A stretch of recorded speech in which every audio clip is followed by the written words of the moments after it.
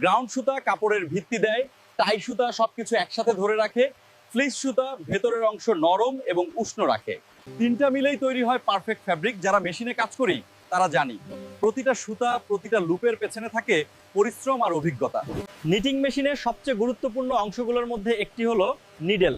এই ছোট্ট অংশটাই আসলে পুরো কাপড় তৈরির মূল কাজটা করে।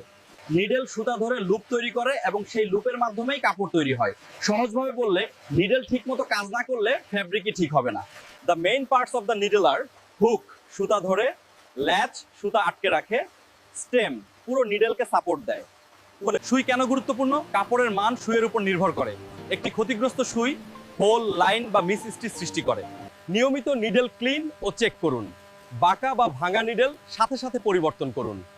ভালো কোয়ালিটির নিডেল ব্যবহার করুন। ড্যামেজ নিডেল হলে হোল, লাইন বা মিস স্টিচ হয়। প্রোডাকশন লস কমাতে নিডেল নিয়মিত চেক জরুরি। মনে রাখবেন, একটা নিডেল ঠিক থাকলে পুরো ফ্যাব্রিক নিখুঁত হয়।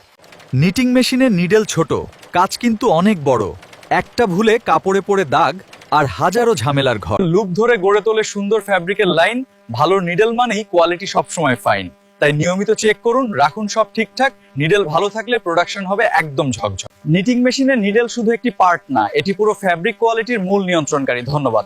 নিডেলের বাট এবং এর কাজ, নিডেলের নিচের দিকে যে উঁচু অংশটি থাকে তাকে বাট বলা হয়। ক্যাম যখন নিডেলের এই বাটের উপর দিয়ে যায় তখনই নিডেলটি উপরে বা নিচে মুভ করে লুপ তৈরি করে। কয় বাট নিডেল চলে? মেশিনের ডিজাইন এবং কাপড়ের প্যাটার্নের উপর ভিত্তি করে নিডেল বিভিন্ন বাটে হতে পারে। সাধারণত বাজার এবং ফ্যাক্টরিতে নিচের বাটের নিডেলগুলো বেশি জনপ্রিয়। নিটিং মেশিনে কয় বাট নিডেল চলে? 1 বাট সাধারণ প্লেন কাপড়ের জন্য, 2 বাট কিস্টা ডিজাইন বা ভিন্ন গেজের জন্য, 3 বাট ও 4 বাট সাধারণত 4 ট্র্যাক সিঙ্গেল জার্সি মেশিনে 4টি ভিন্ন উচ্চতার বাটের নিডেল ব্যবহার করা হয়। এর মাধ্যমে ডায়মন্ড, ক্রস বা বিভিন্ন ধরনের টেক্সচার ডিজাইন তৈরি করা সম্ভব।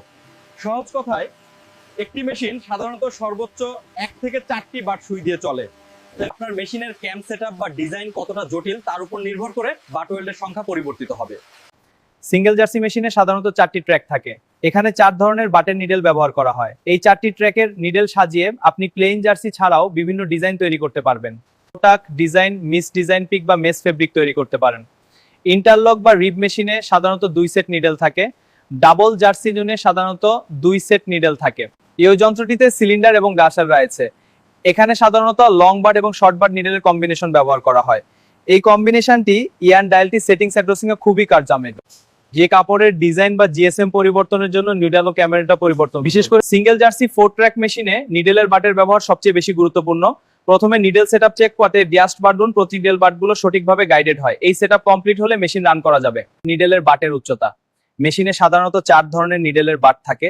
এগুলোকে বলা হয় 1 নম্বর বাট হাই বাট, 2 নম্বর বাট মিডিয়াম হাই বাট, 3 নম্বর বাট, 4 নম্বর লো বাট।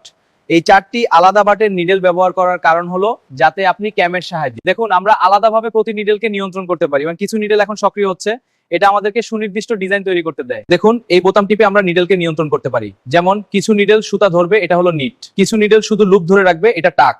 আর কিছু নিডেল সুতা ধরবে না, এটা মিস। এভাবে বিভিন্ন প্যাটার্ন তৈরি হয়। নিডেল মার্ক, যদি কোনো নিডেলের ল্যাচ বা হুক ভেঙে যায় তবে কাপড়ে লম্বা দাগ পড়ে। এই দেখুন এই কাপড়ের উপর লম্বা দাগটি আসছে, এটি নিডেলের ত্রুটির কারণে হয়েছে। তাই নিয়মিত চেক করা জরুরি।